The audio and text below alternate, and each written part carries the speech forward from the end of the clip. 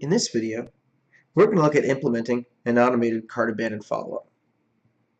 When selling products online, people may fall out during the checkout process and not complete their order. This is just something that comes with the territory, which is similar to the fact that people will unsubscribe from your lists occasionally. By implementing an automated follow-up when people fail to complete their purchase, we can recoup sales that would have otherwise never occurred. So in this video, we're going to look at modifying an existing campaign structure, configuring a link click goal, and setting cart abandon follow-up.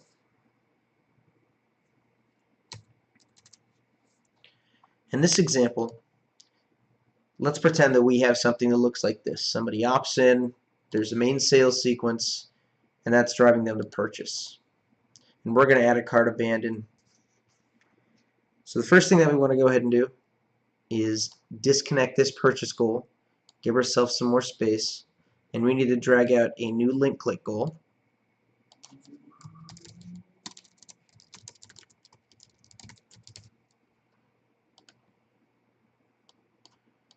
And then another sequence.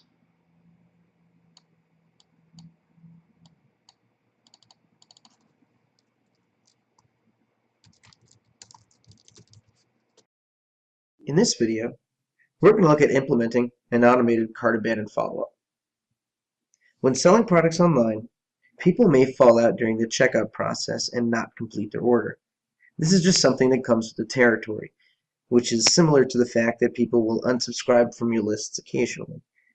By implementing an automated follow-up when people fail to complete their purchase, we can recoup sales that would have otherwise never occurred. So in this video, we're going to look at modifying an existing campaign structure, configuring a link click goal, and setting cart abandon follow-up. In this example, let's pretend that we have something that looks like this. Somebody opts in, there's a main sales sequence, and that's driving them to purchase. And we're going to add a cart abandon in the middle of this process. So the first thing that we want to go ahead and do is disconnect this purchase goal, give ourselves some more space, and we need to drag out a new link click goal.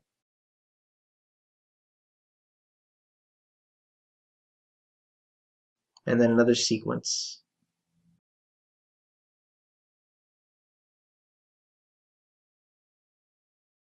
Okay.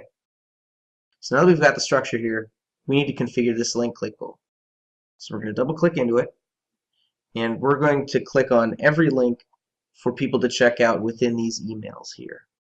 So obviously, these are just some examples here, but the point is you're most likely going to have more than one link to check out or make the purchase from each of these emails.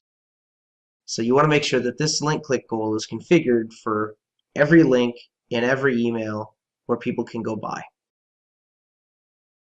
Now we're going to set up the cart abandon automation. So we're going to double click into this sequence. First thing we're going to do is set a date timer. And depending on how long your checkout experience is, you may want to adjust this. I'm going to recommend maybe about a 10-minute delay. You could do up to 30. It's entirely up to you.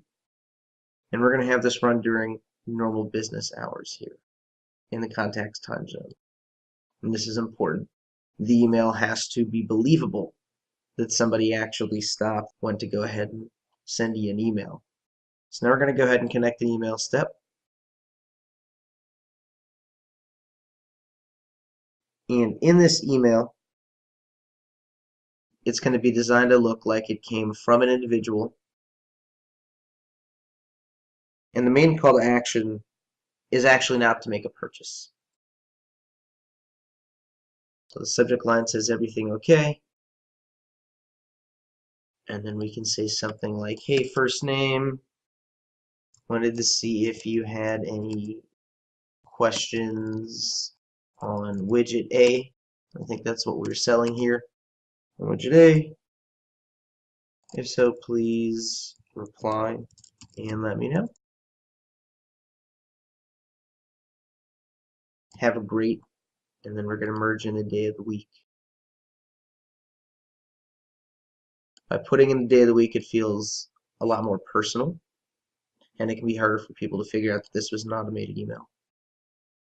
And then we're also going to modify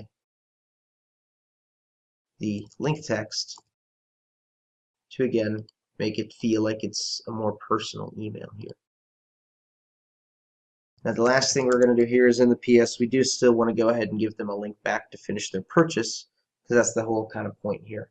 So at the end of the day, we're trying to get more sales, and this email should do that either by having people reply and then a human can help close the deal, or just by providing the link again, they're going to go ahead and finish the purchase.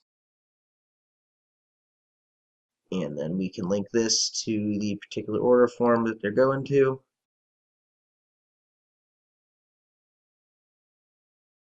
And there you go.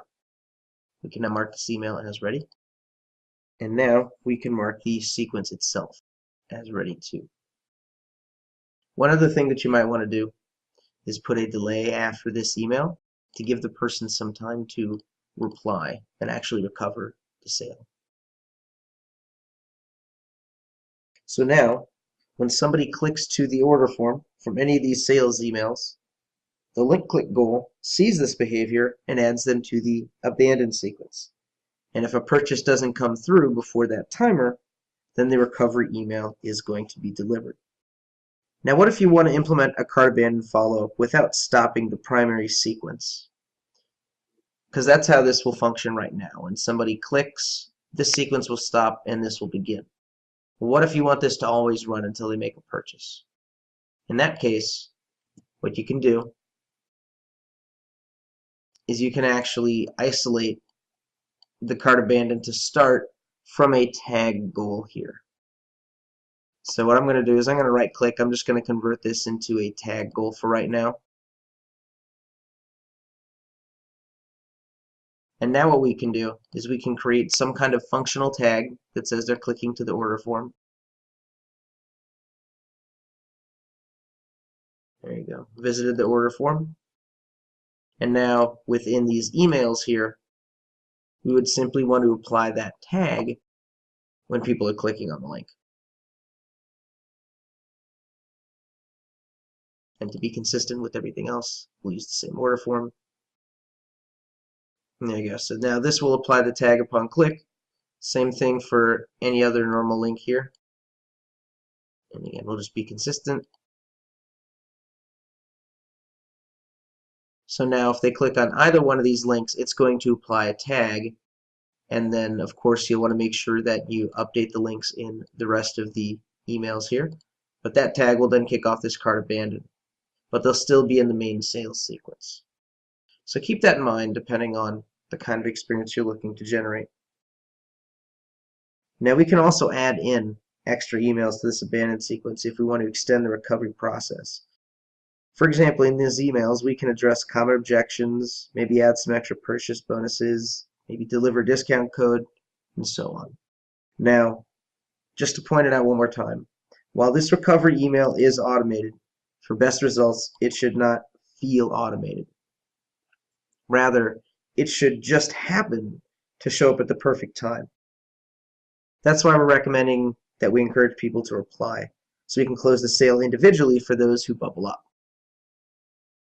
For templates similar to this video, download the Turn Abandoned Carts into Sales campaign from Infusionsoft's Marketplace. In the next video, we're going to look at collecting failed automated billing attempts.